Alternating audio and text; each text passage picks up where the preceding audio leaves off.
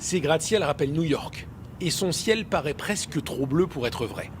Bienvenue à Doha, là où on fait les choses en grand, parfois en très grand pour accueillir la Coupe du Monde de football.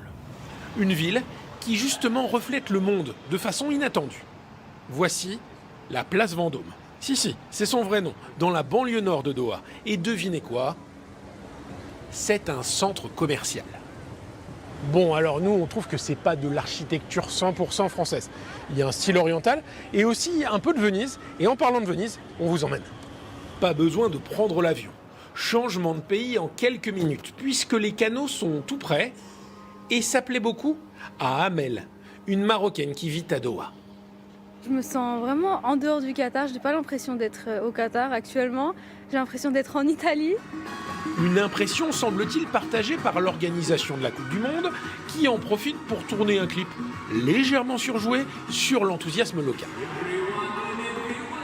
Pour étendre la ville, les urbanistes ont développé des quartiers directement sur l'eau, comme cette île artificielle nommée The Pearl, la perle, au paysage de cartes postales qui attire beaucoup d'expatriés, comme Grégoire, un restaurateur français.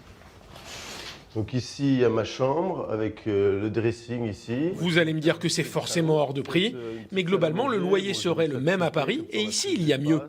J'ai la piscine, j'ai la plage, j'ai la salle de sport, j'ai l'internet. Je suis arrivé, j'ai posé mes valises. Donc on sent quand même qu'ils ont fait appel à des grands architectes et que les architectes ici se font plaisir. Doha et sa banlieue compteraient ainsi 45 tours de plus de 150 mètres de haut, presque 2 fois plus que dans toute la France. Exemple, les Katara Towers, 211 mètres en forme de fer à cheval. À l'intérieur, 2 hôtels et des appartements haut de gamme. Mais ce clinquant n'équipe pas une façade, car la multiplication des chantiers pose plusieurs questions récurrentes. L'une sur l'empreinte carbone, la plus forte du monde par habitant, l'autre sur les conditions de vie des ouvriers asiatiques et africains.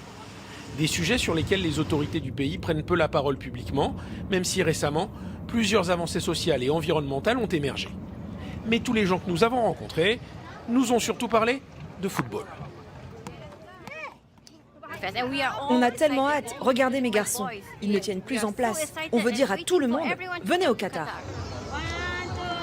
Sur la corniche, face au compte à rebours officiel, la fête a déjà un peu commencé. Dans 19 jours, c'est ici que le monde va se retrouver. La bourse de Paris en hausse alors qu'il est plus 1,61%, 6367 points.